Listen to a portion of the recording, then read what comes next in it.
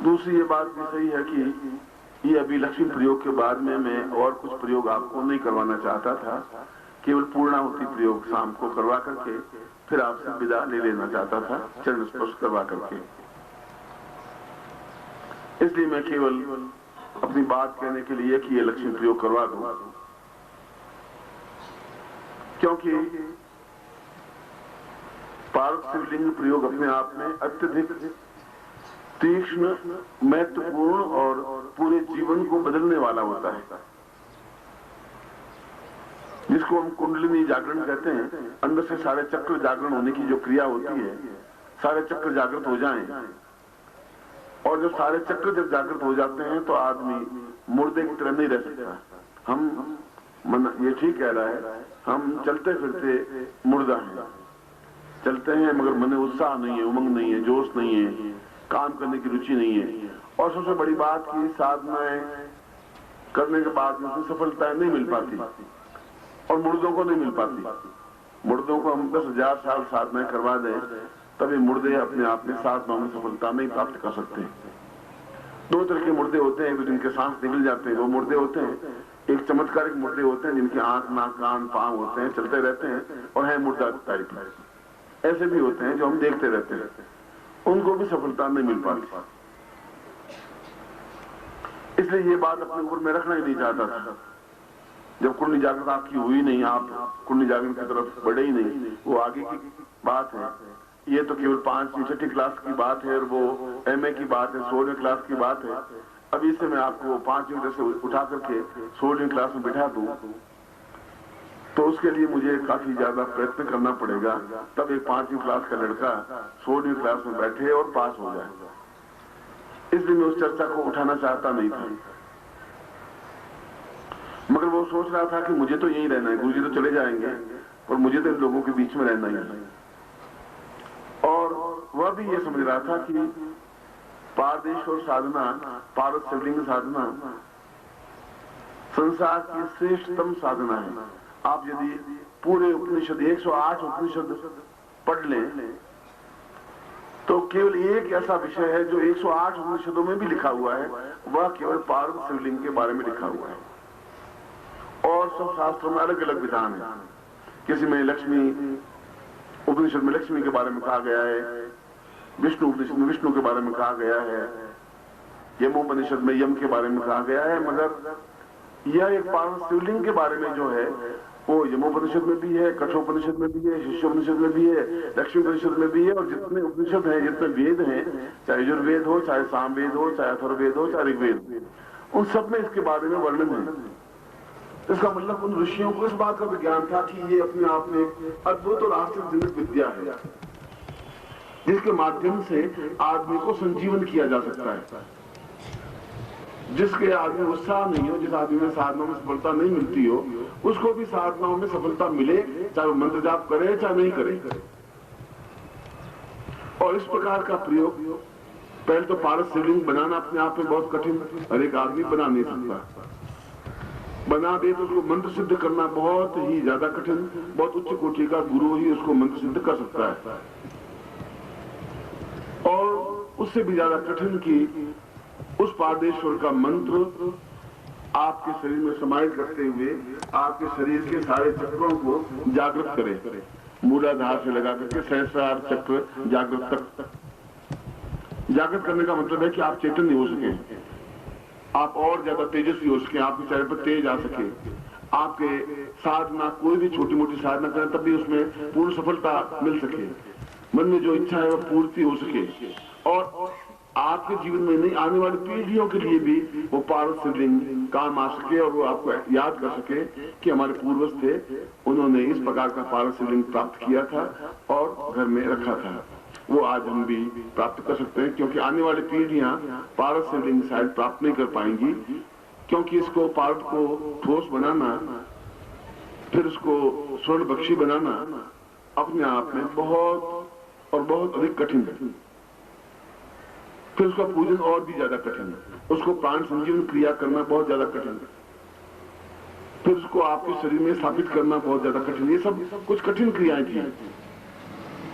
और इसीलिए मैं इस बात को कल मैंने जरूर बताया था कि शिव और शक्ति का समन्वय होना चाहिए, मगर मुझे ये मालूम नहीं था कि वशिष्ठ उस बात को गांठ बांध लेगा कि मौका मिलते ही उस बात को आपके सामने रख देंगे, देखा जाएगा, फिर आप मना कर देंगे तो फिर आप गुरु कैसे मना कर लेते हैं।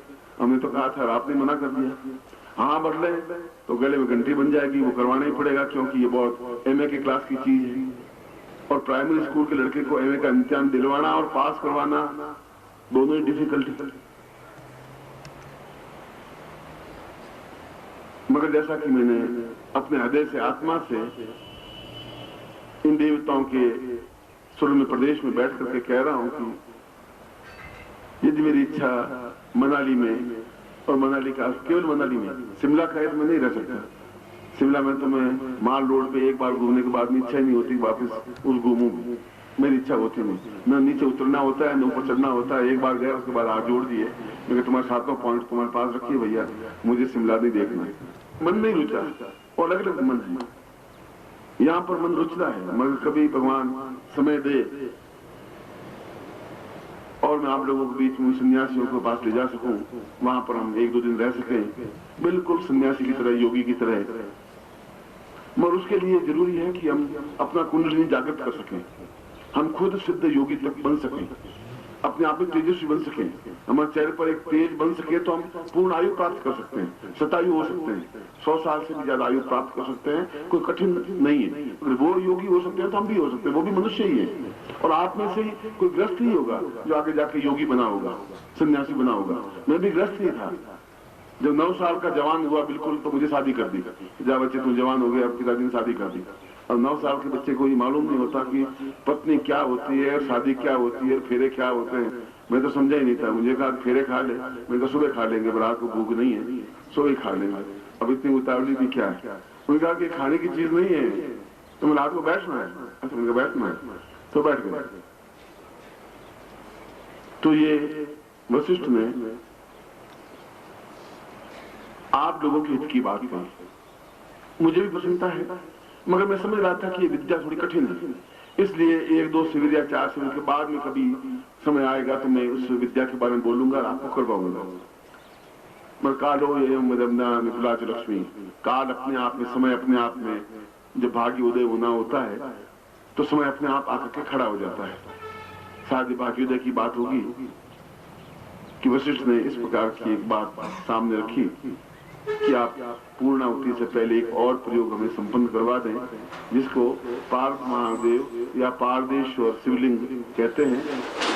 और उस शिवलिंग की ये विशेषता होती है, आप चाहे तो यहाँ भी टेस्ट कर लें कि उस पारस शिवलिंग के ऊपर यदि आप सोने की अंगूठी निकाल के रख दें तो सोने की अंगूठी निकल लेगा, रहेगी नहीं। चांदी तो नहीं खाएगा, तांबा नहीं खाएगा, लोहा नहीं खाएगा। अगर हीरा पड़ा होगा तो हीरा छोड़ देगा, सोना निकल जाएगा। और दूसरी विशेषता उसकी ये होती है, क्योंकि चैतन्य कैसे है उसका उदाहरण दे रहा हूं। वो अगर 5 तोले का भी शिवलिंग है, सपोज सिर्फ 5 तोले का भी है, और उसको 20 किलो सोना खिला दें तभी उसका वजन 5 तोला ही रहता है, वजन उसका नहीं बढ़ता। ये दूसरी उसकी विशेषता है।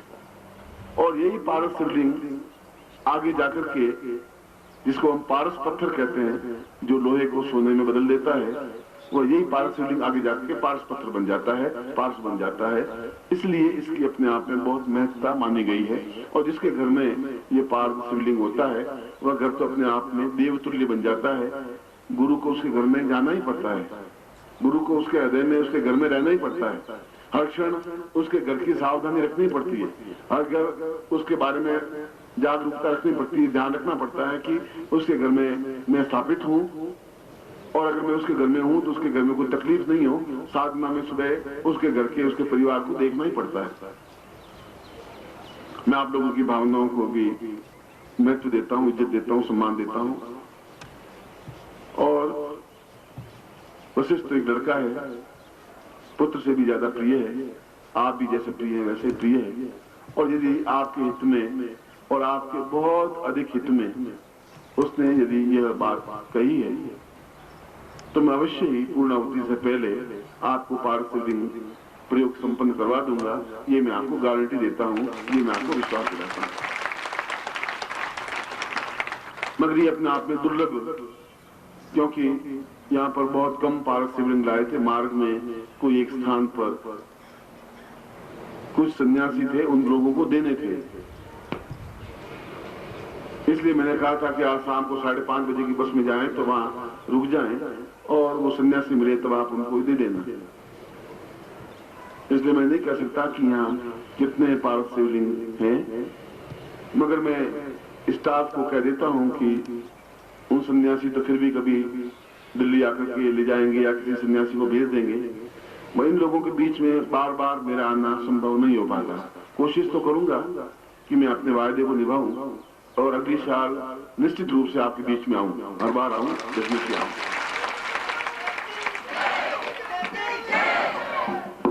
झूठा वायदा मैं करता नहीं। आज भी वो जो गाड़ी चलाता है आंसू बैठे बैठे रोने लग गया। मैंने कहा क्या हुआ, क्यों रो रहे हो? उन्हें गुरुजी आप कल जा रहे हैं, अभी तो तुमने अच्छी तरह से आपको देखा ही नहीं। ठाकुर जो है इच्छा नहीं होती कि आप जाएं। सबकी आंखें भीगी हुई थी सुबह जब वहां होटल में लोग आए हुए थे। मैं जानता हूं आपका मेरा प्यार बहुत है। जितना आपको प्यार है मुझसे, शायद उससे भी ज्यादा प्यार मुझे आपसे भी है, बहुत ज्यादा प्यार है। ऐसा चाहता हूं कि मैं आपको कई बार मिलूं, हर बार मिलूं, मगर ऐसी सैकड़ों प्रक्रियाएं, सैकड़ों कार्य सन्यासियों को संभालना पड़ता है, गृह शिष्यों को संभालना पड़ता है। जगह जगह शिविर होते हैं, पत्रिका का काम होता है, ग्रंथ लेखन होता है, सिद्धाश्रम में जाना होता है हर दिन, वहां के सन्यासियों को भी ज्ञान देना पड़ता है और जीवन के कई कार्य होते हैं। यद्यपि गृहस्थ की तरफ से तो मुझे न कोई चिंता है, न कोई आसक्ति है, न कोई मोह है, पहले भी नहीं था, आज भी नहीं है, मगर फिर भी जीवन के जो एक कर्तव्य है, धर्म है, उनको पूरा करने का तो एक प्रयोजन करता ही हूँ। मैं अगली बार भी आऊंगा और उसके अगली बार भी आऊंगा। हर साल एक बार अगर आप बुलाएंगे प्रेम से तो मैं जरूर आऊंगा, इसमें कोई दे रहा नहीं।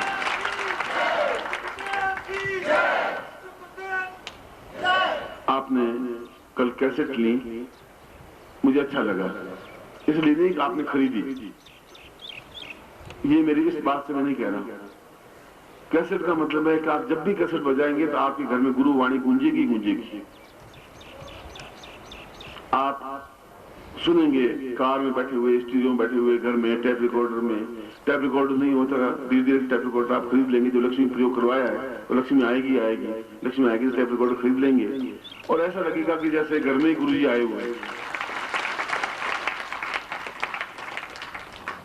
प्रत्येक के घर में गुरुजी के जितने भी उपदेश हैं, जितने भी चिंतन हैं, वे सभी हमारे पास रहने चाहिए, क्योंकि फिर वो मिलते नहीं है, संभव नहीं हो पाता। उन कैसेटों को बार बार बनाना ऐसा पॉसिबल नहीं होता। तो जिनके भाग्य होते हैं उनके घर में फिर आप एक कैसेट की और कैसेट बना दें, अपने पड़ोसी को दे दें।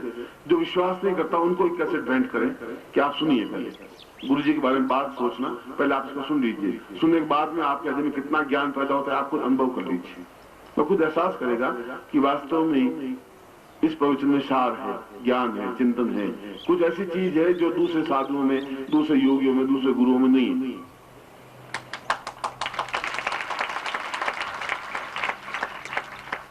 जो आपने पुस्तकें दी, जो आपने कैसेटें दी, और मैंने प्रेम पूर्व पुस्तक कैसेट पर भी हस्ताक्षर किया, इसलिए कि आपके यादगार आपके जीवन में रह सके। मैं तो आपको फिर सलाह देता हूं कि आपके घर में जितनी तरह की कैसेट हो, और हमने आप बाजार में जाकर देख लें, आपको शायद कीमत मालूम नहीं है, 28 रुपए की कैसेट मिलती है बाजार में, जो अच्छी क्वालिटी की होती है। यूं तो 8 रुपए की मिलती है, मगर मैं ऐसी हल्की कैसेट लेता नहीं। 28 रुपए की कैसेट मिलती है, और जब रिकॉर्डिंग करवाते हैं तो उसमें 6 रुपए लग जाते हैं रिकॉर्डिंग। कुल 34 या 35 रुपए, एस्टिमेट 33-34 रुपए खर्चा आ जाता है। फिर भी इच्छा ये रहती है कि धन कमाना उद्देश्य नहीं है। उद्देश्य ये है कि आपके घर में मैं पहुंच सकूं, मेरी वाणी पहुंच सके। सुबह आप उठे और स्नान करने के बाद घर में लगा दें, बच्चों को अच्छा संस्कार पड़े। यदि आप कितने जानकार मुझे मालूम नहीं, मैं कागजों के भाव और छपाई के कागज देखें तो जो किताब आप खरीद रहे हैं वो किताब 96 रुपए की है, और मैं बिल्कुल सत्य बोल रहा हूँ, एक किताब 120 रुपए से कम में नहीं पड़ रही है। 120 रुपए, 125 रुपए, 130 रुपए खर्चा आ रहा है। उसकी बाइंडिंग, उसके कागज, उसकी छपाई, उसका कवर, 4 रंगों का बहुत खर्चा आता है। इस बात को वही समझ सकता है जो लाइन में हो। मगर 130 होने के बावजूद भी इतना मूल्य कम इसलिए रखते हैं कि बाकी संस्था उठा दे। मगर आपके घर में वह ज्ञान आ जाए, आने वाली पीढ़ियों के लिए धरोहर बन जाए। आने वाली पीढ़ी याद रख सके कि हमारे पूर्व जैसे थे, कितना ज्ञान हमारे घर में छोड़ के गए। इसलिए अत्यंत कम मूल्य पर नहीं, घाटा खाते हुए भी उन पुस्तकों को, उन कैसेटों को रखने के पीछे केवल मकसद, केवल चिंतन यही है। और ये पारस शिवलिंग के बारे में जो इसने कहा है, मैं अवश्य पूर्ण शक्तिपात करता हुआ, पूर्ण हृदय से चेतना युक्त देता हुआ, आपके हृदय के अंदर चक्रों को पूर्ण जागृत करता हुआ, इसलिए कि फिर प्रत्येक साधना में आपको सफलता मिले ही, चाहे लक्ष्मी साधना हो, चाहे कोई साधना हो। और कई सालों तक ये आपके घर में एक पारस शिवलिंग, पूर्ण भगवान शिव आपके घर में स्थापित हो और निरंतर आपके जीवन में कल्याण कर सके, आपके मन को, तन को, आपके जीवन को उज्जवल बनाए रख सके, आपके हाथ में धन आ सके, आप मंदिर बना सकें, दान दे सकें, आप गुरुओं की सेवा कर सकें, अतिथियों की सेवा कर सकें। और जिसके घर में पारस शिव लेंगे उसके तो मुकाबला ही नहीं कर सकता कोई। योगी अति भी उसका मुकाबला उस व्रत का नहीं कर सकते। इसलिए मैं ठीक 2 बजे आपके बीच में आऊंगा। अब इसमें तो करीब 11 बज गए हैं।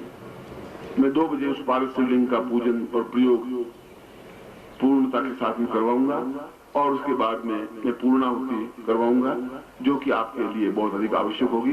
पूर्णाहुति का मतलब है जो हमने काम किया है वो पूर्ण रूप से अग्नि को दें, वो अग्नि उन देवताओं को दे, अग्नि के माध्यम से देवताओं को पहुंचा दें, जिससे कि हमारे मनोरथ सिद्ध हों। सद्गुरुदेव डॉक्टर नारायण दत्त श्रीमाली जी के दुर्लभ वीडियोस, पुस्तक, पत्रिका एवं साधना की निःशुल्क दीक्षा प्राप्त करने के लिए नीचे लिखे हुए नंबर पर वीरल पटेल जी को व्हाट्सएप पे अपना नाम और अपने शहर का नाम लिखकर भेजें। धन्यवाद।